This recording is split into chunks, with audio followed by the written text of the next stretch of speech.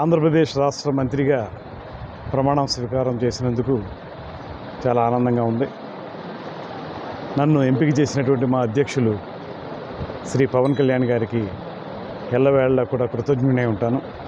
అదేవిధంగా ఒక సమర్థవంతమైనటువంటి నాయకునిగా సుదీర్ఘమైనటువంటి పరిపాలనా అనుభవంతో మళ్ళీ రాష్ట్రాన్ని పునర్వైభవం తీసుకొచ్చే విధంగా పనిచేయడానికి సంసిద్ధులై ఉన్నటువంటి చంద్రబాబు నాయుడు గారి నాయకత్వంలో పనిచేయడం అనేది చాలా ఆనందంగా అనిపించేటువంటి అంశం.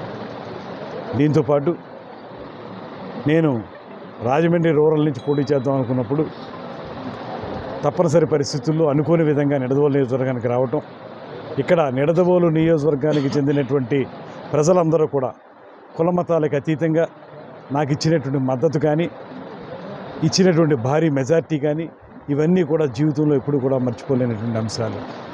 దాంతోపాటు కేవలం ఎమ్మెల్యేగా మాత్రమే కాకుండా మంత్రిగా కూడా ఈ నియోజకవర్గ ప్రజల యొక్క ఆశీస్సుల వల్ల నేను ఆ పదవిని పొందగలిగాననేటువంటి మాటను నేను నమ్ముతున్నాను.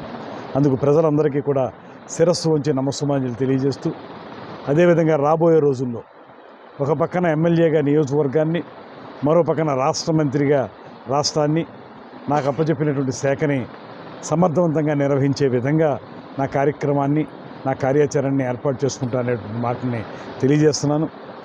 మనం గడిచిన 5 సంవత్సరాల కాలంలో మనం చూస్తే ఈ రాష్ట్రం అభివృద్ధి అనేది పూర్తిగా అడుగంటిపోయింది.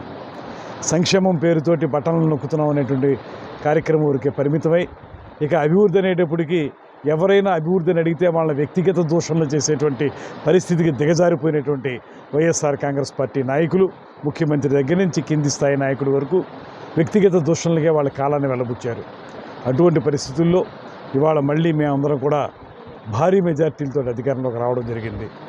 ఒక పక్కన చంద్రబాబు నాయుడు గారు, మరో పక్కన పేద ప్రజల కంట కన్నీరు తుడవటానికే రాజకీయాల్లో ఉన్నటువంటి పవన్ కళ్యాణ్ గారు, వీళ్ళిద్దరికీ పైన మనకి అన్ని విధాల సహకరించడానికి కూటమి తరపున నరేంద్ర మోడీ గారు ప్రధానమంత్రిగా, ముగ్గురు కలిసి ఈ రాష్ట్రాన్ని మళ్ళీ పట్టాలెక్కించడానికి, అభివృద్ధిని ముందుకు తీసుకెళ్ళడానికి కృషి చేసేటువంటి అవకాశం మెండుగా ఉంది.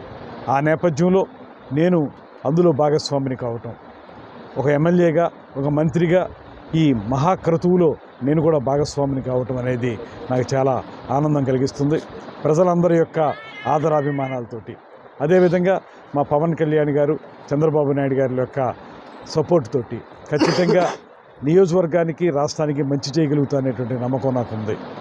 ఇవాళ ఏదైతే మేము చెప్పామో పెన్షన్లు పెంచుతాం అనేటువంటి మాట, అది జగన్మోహన్ రెడ్డి గారు అయితే 2000 3000 చేస్తా అనేటువంటి మాట చెప్పి ఆ 3000 చేయడానికి 5 సంవత్సరాలు పట్టింది ఆయనకి. సంవత్సరానికి 250 చొప్పున పెంచుకుంటూ వెళ్ళే తప్పితే మేము అలా కాదు.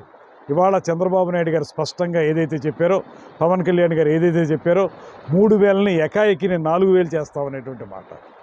అంచెలంచెలుగా పెంచడం కాదు, పార్ట్ పేమెంట్ కాదు, 4000 చేసే ఫైల్ మీద సంతకం పెట్టి, నిన్న 5 ఫైల్స్ మీద సంతకం పెట్టి ప్రజలకు ఇచ్చిన హామీల్ని నిజం చేసేటువంటి క్రమంలో, ఇవాళ అద్భుతమైన పరిపాలన అందించేటువంటి క్రమంలో ఈ ప్రభుత్వం ఉందనేటువంటి మాటను కూడా తెలియజేస్తూ, అదేవిధంగా నేను నిడదవోలు నియోజకవర్గం ప్రజానీకానికి చెప్పిన మాట ప్రకారంగా ఖచ్చితంగా నా స్థిర నివాసాన్ని నిడదవోలులోనే ఏర్పరచుకుంటాను.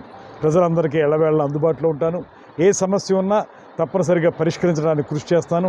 అదేవిధంగా కొంత నాకు సమయం మంత్రిని అయ్యాను కనుక బయట ప్రాంతాలకు కూడా వెళ్ళవలసి ఉంటుంది కాబట్టి ఆ సమయాన్ని కూడా కొంత కేటాయించుకుని ఎక్కువ సమయాన్ని నియోజకవర్గానికే అంకితం చేస్తాననేటువంటి మాటను తెలియజేసుకుంటూ, రాబోయే రోజుల్లో అందరం కలిసి నిడదవోలులో ఉన్నటువంటి చాలా సమస్యలు, నేను ఎమ్మెల్యే అయిన వెంటనే మొట్టమొదట, ఇంకా నేను ప్రమాణ స్వీకారం చేయకముందే నేను నిడదవోలు హాస్పిటల్ని పర్యవేక్షించడం జరిగింది.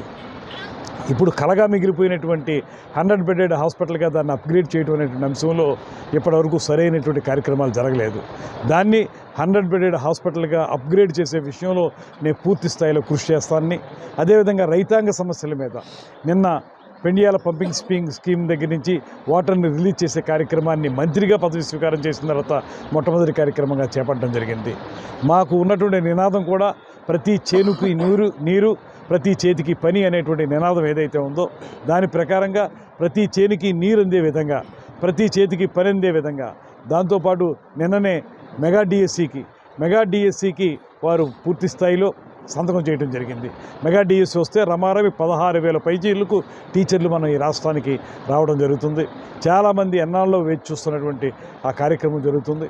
అదేవిధంగా కంసాలపాలెం కానివ్వండి, అదేవిధంగా కానూరు అగ్రహారం కానివ్వండి, ఇటువంటి ప్రాంతాల్లో ఉన్నటువంటి ఇబ్బందులు ఏవైతే ఉన్నాయో రైతాంగ సమస్యలు వాటిని పరిష్కరించడానికి పూర్తి స్థాయిలో కృషి చేస్తాననేటువంటి మాటని తెలియజేసుకుంటూ మీ అందరి యొక్క ఆదరాభిమానాలు ఇలాగే కొనసాగాలని, అది నాకు స్ఫూర్తినిస్తుందని, ఆ స్ఫూర్తితోటి నియోజకవర్గానికి మరింత బాగా పనిచేయగలుగుతాననేటువంటి మాటని తెలియజేసుకుంటూ సెలవు తీసుకుంటున్నాను. For more videos like this, subscribe Big TV channel.